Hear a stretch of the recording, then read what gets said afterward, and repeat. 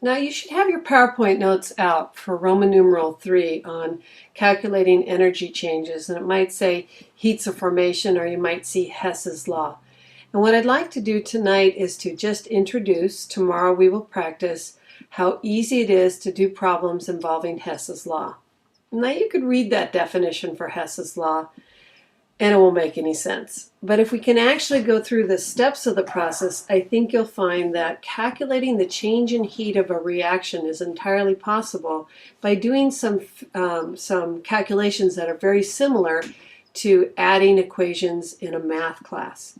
So let's review. What you've done so far is learn how to calculate the heat of a reaction by taking the sum of the heat of the products minus the sum of the heat of the reactants.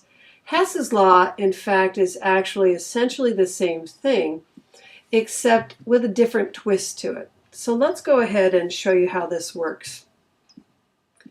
What will happen is that you will be given something that I like to call the goal equation. Let's pretend for some reason you need to find the delta H. Let's also pretend that you can't actually conduct that reaction directly. But what you can do is go get what I call a mini or sub-reactions, 2 minimum, sometimes you can have 3. And if you notice the constituents of the reactants and products in each of these, they're very similar to the reactants and products in the goal equation. Notice also from a table, some other nice person without the social life has calculated the change in heat for each of the mini reactions. So you have 2 thought processes that have to go through your head. One, should I write the equation as shown, or should I flip it and write it backwards? And of course, every time you write a reaction backwards, you change the sign of the delta H. That's the first question you have to decide. The second question for each reaction, each mini reaction, is, do I need to multiply or not? And what guides your answers to these 2 questions is you look at the goal, you focus on the mini reaction that's under consideration, and you let that drive your thought process. Hess's law says if you can take a goal equation, graphite and oxygen make CO2, and if you can express it as the sum of 2 or more sub-reactions, then the sum of their delta H's should equal the delta H of the goal equation. So let's consider mini reaction number 1. See how it's the only one that has carbon in the form of graphite on the left? That's pencil lead. It's not really lead. And see how the goal equation also has carbon on the left-hand side? Leave that first mini reaction alone. It needs to stay on the left. Don't flip it. Also, just ignore the other half O2 and carbon monoxide. As you'll see in a moment, they'll take care of themselves. I don't need to multiply either because there's 1 carbon in the form of graphite on the left in the goal equation, and there's 1 on the left in the mini reaction. Leave it alone. Now look at the next equation. The only equation of the 2 that has carbon dioxide in it is the second reaction. And you can see from the goal, CO2 has to end up on the right, so leave this equation alone. Don't flip it, don't multiply it. So what we end up doing is adding these 2 equations. I like to line up the 2 arrows so they're vertically aligned. That helps my brain figure out what needs to be summed and what needs to be canceled. So very quickly, just like in a math equation, if you had x on the left of one reaction or equation and x on the right, they'll cancel each other. So away goes carbon monoxide.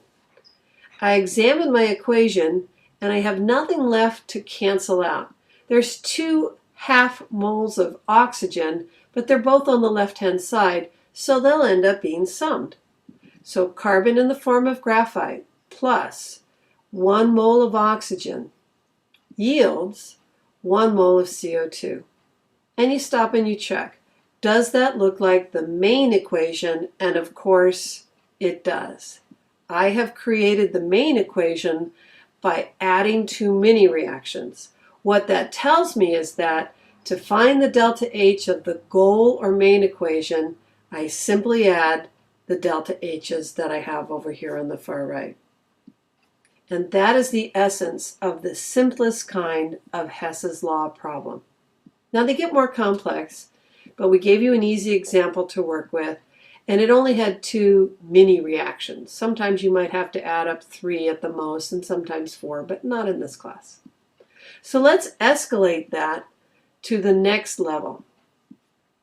Now in example 2, they're still going to take some graphite, that's carbon, and react it with 2 hydrogen molecules, or moles of hydrogen, and you can make methane out of that. We don't know the delta H. However, we could go to a textbook or a table and find 3 reactions that contain some of the components that you see in the goal equation. You have 2 decisions to make about each equation. Flip or not, that means write forward or write backwards. If you do flip, don't forget to change the sign. And secondly, look at the amount of substance, and it's possible that you might have to be multiplying. Let's do some specific examples. First mini reaction, graphite on the left. It's the only one of the 3 that has carbon in the form of graphite. Leave it alone. It needs to stay on the left. And there's 1 here, there's 1 there. Don't multiply it. Done. Now examine the second equation.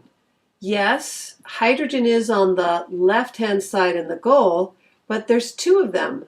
You are given the power to multiply everything in the equation by 2, including the heat. So the most common mistakes are, first of all, people forget to change the heat. Sometimes you might have to double or triple it.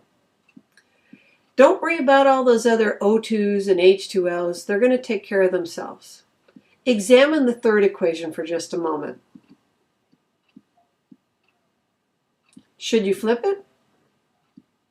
I hope your answer is yes, because methane, CH4, is on the right.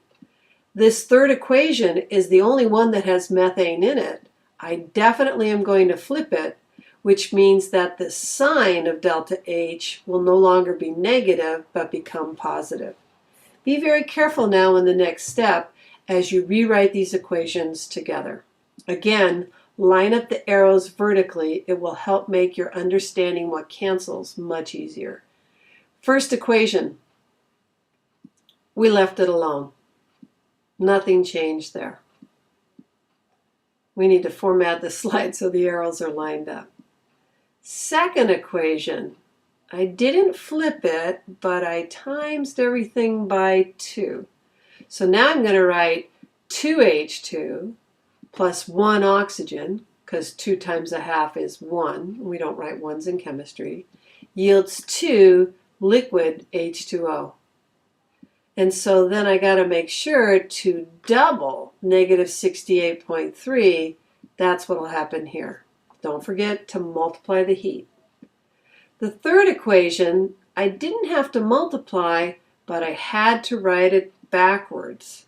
So now you simply take mini reaction number 3, CO2 plus 2 liquid water. Be careful with water, because liquid water and gaseous water can't cancel each other. So you have to have the form of matter down on some of these. So you flip it, it should yield CH4 and 2 oxygens. So I got to make sure that my delta H says positive 212.8. Okay, I times that middle one by 2. I took the third one and I reversed it. I draw a line underneath them if I'd like to. I'm going to add them together. That oxygen and that oxygen are 2 oxygens on the left. Clearly, they should cancel the 2 oxygens on the right.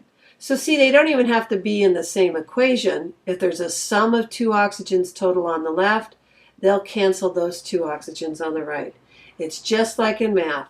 2x on the left, 2x on the right, get rid of them. Also, carbon dioxide will cancel. Let's see if there's anything else left that I need to cancel. Oh yeah, liquid water. To repeat, if one of those had had a little G by it, you can't cancel them. They're not the same substance. But in this case, I can. When I write what's left, I have carbon, and you sum up everything that's left on the left, so the only thing that's left is 2 hydrogens. And if I look at what's on the right side, everything canceled except for the CH4. I'm going to insist that you show all of your steps on the worksheet that's called Heat of Summation. If all your homework's done and you want to start on that, feel free. We will do it in class the next time we meet. So if this equation that you have created by the sum of 3 manipulated mini reactions, if it looks exactly like the goal, then you're safe. Add up the delta H's and you would have the delta H of the overall reaction. In our lab that we'll be doing when we meet next on block day, you will be conducting some reactions of magnesium that will allow you to calculate how much heat is released when magnesium burns. And even though we don't have the right kind of calorimeters to be able to trap and measure that heat, by using Hess's law, you can even find the change in heat of a reaction that you're unable to perform, as long as you have mini or subreactions that can be mathematically manipulated and summed to get that delta H. That's it. We will see you at the next lecture where we'll talk about the other driving forces that govern whether reactions go, the forces of disorder. Until next time.